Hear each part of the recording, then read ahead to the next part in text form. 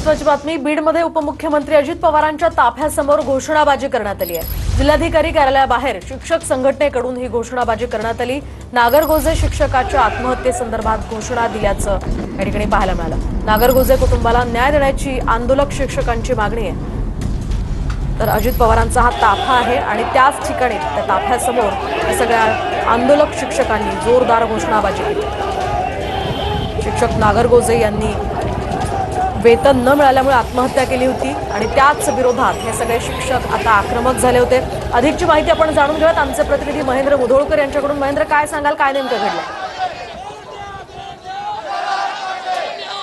मोहिनी, 2 आठवड्यापूर्वी शिक्षक धनंजय नागरगोजे यांनी एक गळफास घेऊन आत्महत्या केली होती आणि त्याच प्रकरणामध्ये जर बघितलं तर वस्ती शाळेचे जे शिक्षक आहेत, आश्रमशाळेचे शिक्षक आहेत, आक्रमक झाल्याचे पाहायला मिळते।